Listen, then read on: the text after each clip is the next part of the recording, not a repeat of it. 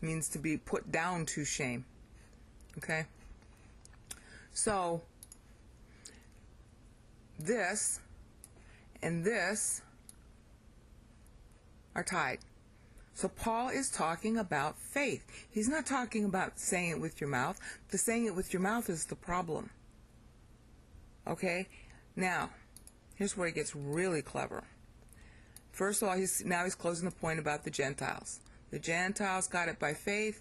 Israel was looking for it by the law, didn't get it because they were busy on their works. They stumbled over the stumbling stone.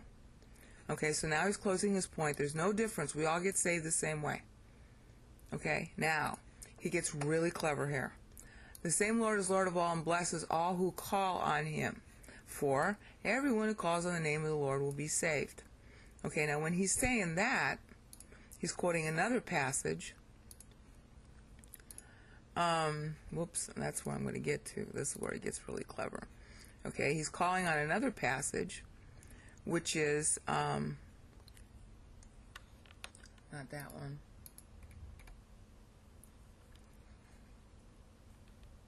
Oops, let's see if the KJV has it. Okay, we'll use that one, but that's not really the only passage he's quoting. He's quoting Joel because that's about the Gentiles. Joel was a prediction about the Gentiles. Okay, notice this very carefully in Joel 2:32. Whoever calls on the name of the Lord will be delivered. It's talking about the upcoming destruction of Jerusalem. It's not talking about salvation to heaven. Alright? But Paul is making that application to salvation. He's making a parallel. For everyone who calls on the name of the Lord will be saved. Now you'll find about 100 verses in the Old Testament that talk about call on the name of the Lord, call on the name of the Lord, call on the name of the Lord. And there's even a denomination in Christianity today that makes a big stink about that.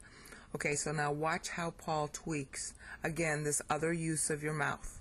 Okay, he was tweaking the use of the mouth here in the context of, this is works. Israel went to their works. Okay, he's tweaking the confessing with your mouth. He's going to do it again. Well, God richly blesses all who call on him, and now he's quoting about 100 passages in the Old Testament. Everyone who calls on the name of the Lord will be saved. And there are a bunch of Jews who go to the Kotel, which is the Wailing Wall, every Saturday and many other days, and they're constantly bobbing in front of it, citing all this scripture, oh, deliver Zion, deliver Zion, deliver Zion, deliver Zion. And Paul is quoting that particular verse, which we just saw was Joel 2:32. Okay, this is what the Jews are doing at the Wailing Wall. Alright? Everyone who calls on the name of the Lord will be saved. See? That's what they're doing at the Wailing Wall. So Paul is making a little point about that. Okay, fine, you're bobbing in front of the Wailing Wall, because that was what they were doing back in Paul's day too. Everyone who calls on the name of the Lord will be saved. Well, not in Paul's day, but I'm sorry. After that. Alright, they're calling, right? They're busy with their mouth again. They're busy with their mouth up here. Okay? Busy confessing with their mouth here, and busy calling here. Okay, now watch the tweak. Hi, you're calling. How can you call on someone you haven't believed in?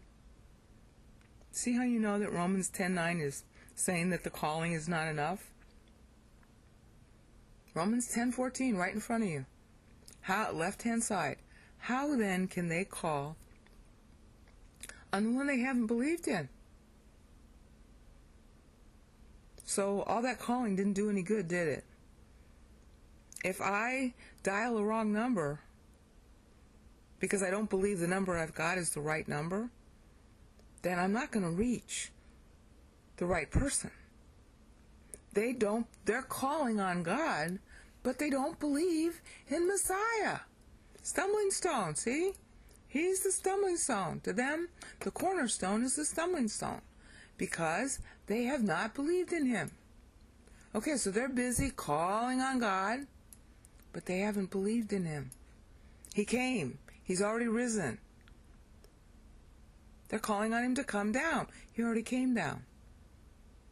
So they're dialing the wrong number. Now, suppose they didn't know they were dialing the wrong number. So then Paul continues with this rhetorical question. How can they believe in the one they haven't heard? And how can they hear without someone the word preaching should be proclaiming? And how can they hear without somebody proclaiming to them? And how can anybody proclaim unless sent? Okay? And then scripture is quoted again right here.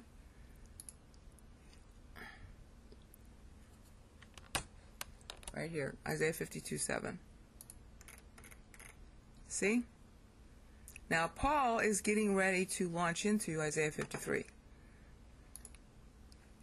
Because he next says, but not all the Israelites accepted the good news. Yeah, the good news that Christ came. He's still a stumbling stone on the right.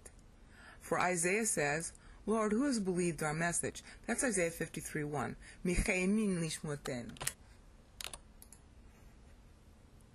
Let's go back here. Lord, who has believed our message? Romans 10:16. Okay, well, it's not showing up in the database. Okay, but I know that's what it is. So I'll just show you. Isaiah 53. It's Isaiah 53:1. See? Who has believed our message? Lord, who has believed our message? Left-hand side is Romans 10:14. Right-hand side is the passage he's quoting. Isaiah 53:1. Who's listened to us? Yeah, not all the Israelites accepted the good news. Yeah, because he came. So, again, how then can they call on the one they have not believed in? So, again, he's stressing the fact, as he did in Romans 10:9, all right? Yeah, if you confess that he's Lord, okay. You confess with your mouth he's Lord, yeah, because the word is in your mouth. You can do that. All right, but that's not going to save you. All right? How can they call on the one they haven't believed in? All right, fine, you can call Jesus as Lord till you're blue in the face. Did you believe in him?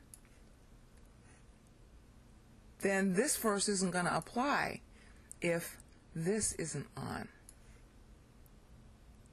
How can they call on somebody they haven't believed in? They can call and say the words, but they're not calling the right person because they don't believe in the person they think they're calling on. They think they're calling that God is somebody else. They don't think that Christ is God. They think it's somebody else. All right? Well, then they're not calling him, are they? See? So the calling has no effect if you haven't believed in him. He's reiterating that point again.